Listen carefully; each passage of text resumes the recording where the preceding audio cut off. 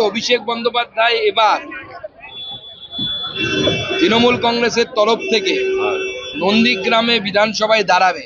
আমাকে যদি বলে নন্দীগ্রামে দাঁড়াও, আমি দাঁড়াবো। 5 বছর আগে এক বিধানসভা ভোটে রাজ্য রাজনীতি নন্দীগ্রামে মহাকাব্যিক লড়াইয়ের সাক্ষী হয়েছিল। 5 বছর পর এবারও কি নন্দীগ্রাম কোনো এপিক ব্যাটলের সাক্ষী হতে পারে? এসআইআর আবহে সুকান্ত মজুমদারের মন্তব্য এক বৃহৎ জল্পনাকে উস্কে দিয়েছে। আমার কাছে যা খবর, অভিষেক বন্দ্যোপাধ্যায় এবার তৃণমূল কংগ্রেসের তরফ থেকে নন্দীগ্রামে বিধানসভায় দাঁড়াবে। সেই জন্য নিজের পোঁধরা অফিসারদেরকে ওই জেলাতে ট্রান্সফার করা হচ্ছে। ওনার উপমুখ্যমন্ত্রী হওয়ার খুব শখ, সেই উপমুখ্যমন্ত্রী হবার জন্য উনি নন্দীগ্রামে বিধানসভায় দাঁড়াবেন বলে আমার কাছে খবর আছে। সোমবার পাল্টা জবাব দিয়েছেন অভিষেক বন্দ্যোপাধ্যায়। সুকান্ত মজুমদারকে বলুন ওটা ওনার মনের সুপ্ত বাসনা হতে পারে, কিন্তু তৃণমূলের আভ্যন্তরীণ বিষয়টা তৃণমূলের উপর ছেড়ে দিক। আমাকে দল যেভাবে যেখানে কাজে লাগাবে আমি সেখানে সেভাবে কাজ করব। আমাকে যদি বলে নন্দীগ্রামে দাঁড়াও, আমি দাঁড়াবো। আমাকে যদি বলে দার্জিলিংয়ে দাঁড়াও, আমি দাঁড়াবো। আমি অন রেকর্ড বলছি। আর সুকান্ত মজুমদার যদি অতই পারদর্শী হতো তাহলে 8000 ভোটে জিততো না। 2021-এ নন্দীগ্রামে দুই হাই প্রোফাইল প্রতিদ্বন্দ্বীর হাই ভোল্টেজ লড়াই দেখেছিল রাজ্য। নন্দীগ্রামে শুভেন্দু অধিকারীর বিরুদ্ধে ভোটে লড়েছিলেন মমতা বন্দ্যোপাধ্যায়। বিজেপির বঙ্গ দখলের স্বপ্ন ভেঙে চুরমার হয়ে গেলেও নন্দীগ্রামে বাজিমাত করেছিলেন শুভেন্দু অধিকারী। এবার কি নন্দীগ্রামে শুভেন্দু অধিকারীর সঙ্গে অভিষেক বন্দ্যোপাধ্যায়ের মেগা ফাইট হতে পারে? ওখানে বিজেপি যেখানে বিজেপি মমতা ব্যানার্জিকে হারিয়েছে, সেখানে আর কোনো প্রার্থী তৃণমূলের স্টকে আছে বলে আমার মনে হয়। ভোটের দিনক্ষণ ঘোষণা হতে এখনো ঢের দেরি। এখন থেকে নন্দীগ্রামে কে প্রার্থী হবেন সেই ভবিষ্যৎবাণী ঘিরে তরজার আছে ফুটছে রাজ্য রাজনীতি। অনির্বাণ বিশ্বাস, ঋত্বিক প্রধান, সমীরণ পাল, এবিপি আনন্দ। সুপ্রিম কোর্টের চাপের মুখে গত সপ্তাহে 2016 এসএসসির নবম, দশম এবং একাদশ দ্বাদশের দাগি শিক্ষকদের তালিকা প্রকাশ করেছে স্কুল সার্ভিস কমিশন। এবার এসএসসির গ্রুপ সি ও গ্রুপ ডি দাগিদের পূর্ণাঙ্গ তালিকা প্রকাশের নির্দেশ দিল হাইকোর্ট। বিচারপতি অমৃতা সিনহা নির্দেশ দিলেন, গ্রুপ সি ও গ্রুপ ডি র্যাঙ্ক জাম্প করা, প্যানেলের বাইরে থেকে চাকরি পাওয়া এবং যাদের ওএমআর মিসম্যাচ করেছে তাদের পূর্ণাঙ্গ তালিকা প্রকাশ করতে হবে স্কুল সার্ভিস কমিশনকে।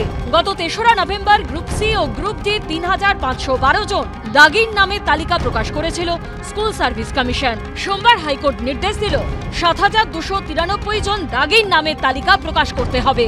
পাশাপাশি বিচারপতি নির্দেশ দিয়েছেন, দাগির নাম, রোল নম্বর, বাবার নাম, তিনি কোথায় কর্মরত ছিলেন সেই সংক্রান্ত বিস্তারিত তথ্য প্রকাশ করতে হবে তালিকায়।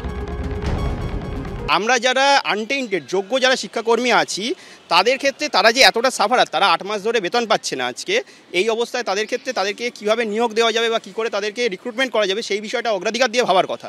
সেখানে একদল রোজ নতুন নতুন বিষয় নিয়ে কেস করছে, প্রতিদিন আদালতে কেসগুলো উঠছে এবং বিষয়টা একটা দীর্ঘায়িত জায়গায় চলে যাচ্ছে। দুর্নীতির দায়ে চাকরি বাতিলের পর ফের গ্রুপ সি ও গ্রুপ ডি নিয়োগের বিজ্ঞপ্তি প্রকাশ করেছে school service commission. Group C শূন্য পদ 2989 ও গ্রুপ ডি 5489। সূত্রের খবর, প্রায় 8000 শূন্য পদের জন্য ইতিমধ্যেই আবেদন করে ফেলেছেন প্রায় 8 লক্ষ। একদিকে যখন নতুন নিয়োগে তোড়জোড় চলছে, তারই মধ্যে এবার গ্রুপ সি ও ডি দাগিদের পূর্ণাঙ্গ তালিকা প্রকাশের নির্দেশ দিল হাইকোর্ট। মমতা বন্দ্যোপাধ্যায়ের ঠিকুচিতে চাকরি দেওয়ার কথা লেখা নাই, তিনি চাকরি দেবেন না। 2,15,00,000 বেকার, 19,000 যোগ্য শিক্ষকের চাকরি খেলো এই মমতা ব্যানার্জি। এসএসসিকে দিয়েছেন তারা বুঝবে, অমৃতা সিনহা নির্দেশ দেবেন এটা তো বোঝাই যাচ্ছিল।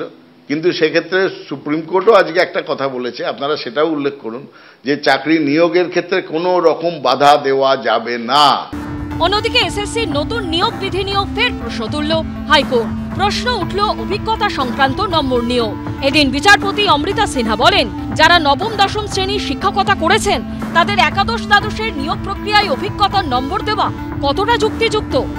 প্রাইমারি তো সেকেন্ডারি বা হায়ার সেকেন্ডারি সাবস্টেন্সিভ পোস্ট নয়, তাহলে তারা অবশ্যই পাওয়ার যোগ্য নয়। অত্যন্ত সাইকোলজিক্যালি এবং লজিক্যালি এই রুলসটা ফ্রেম হয়েছে যে কেন সেকেন্ডারি লেভেলের লোকেরাই পাবে, কারণ সেকেন্ডারি লেভেল বলতে 9, 10 এবং একাদশ, দ্বাদশ স্তরের টিচারদেরই বলছেন, তারাই খাতার মূল্যায়ন করেন, তাই তারাই পাবে।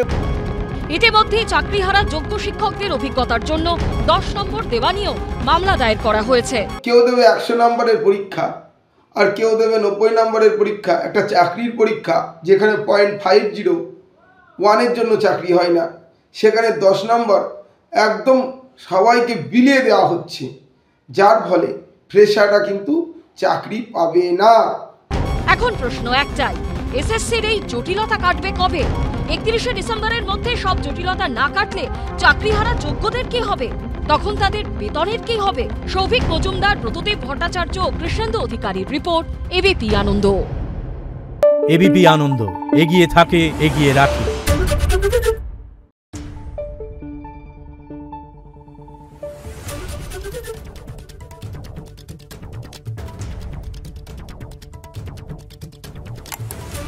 Thank you.